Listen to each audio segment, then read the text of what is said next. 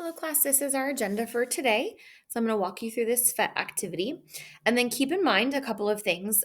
First of all, let's be really diligent about working on our journal and updating at the end of the day what we did in the activity. If you finish, it's best, but even if you didn't finish, still what you worked on would be helpful. And then update that knowledge organizer. So after today, at the very least, you should be able to say what is a proton, neutron, and electron and where they're found. Probably some more things on there too. So this is the activity that you'll be provided, and I tried to give kind of colored instructions here.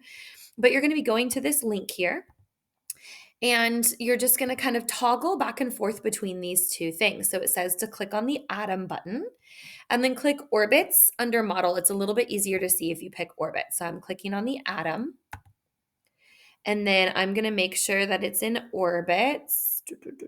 So like you kind of have to keep these open. Oh, right here. So orbits versus cloud. Cloud gets a little confusing, so leave it in orbits. And then make sure elements, all these things are clicked. And that's kind of what I just did. So if you do that, they disappear. You don't get to see them. But if you open them up like that, then you can kind of see what's going on there.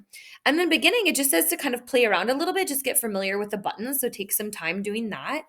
And then when you're ready to go, you're going to kind of do the thing. Okay, so these first three questions, what's a proton, what's a neutron, what's an electron? It's okay to actually Google those definitions if you'd like.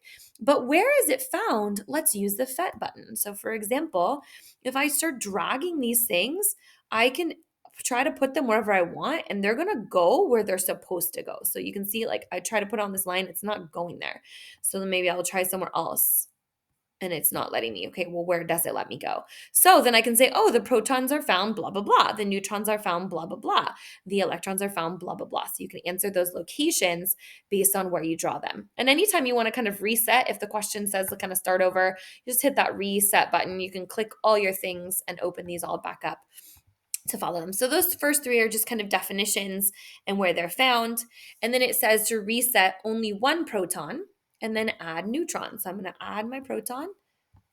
And then it says to add neutrons, and you're going to kind of see what happens. So we know that they'll only go in the middle. And then what starts to happen as you do this is you add more and more neutrons. What's changing, what's not. And you're just kind of following the directions and doing what it says to do and trying to figure out what does that mean? Where do they go? And what does that mean when you add these different things? So for example, as you add protons, what happens to the mass? Well, cool. Add protons, what happens to the mass, etc. So going through those. And then when you're done doing those first 15 questions, on the bottom of the screen, it says click this symbol link. So what I mean by that, let me move this out of the way. What I mean by that is down here, you see atom, symbol, and game. You're then going to go down to symbol. No, that's in my way. And then it says add 5 protons to the model. And then it says what symbol. So blah, blah, blah, add all these 5. And you can see a symbol showing up, and that's what it's asking about, okay? So you're just going to continue to follow the directions in the symbol area. It's pretty straightforward what to do. And then lastly, once you've kind of gone through all this, you're going to click on the game button. So again, that's going to be at the bottom here, at the very, very bottom. And you click on the game, and you're going to try to keep going on these, okay? So you're just learning how to do this.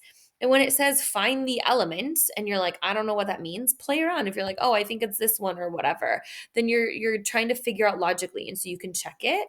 Let's say you think it's a neutral atom.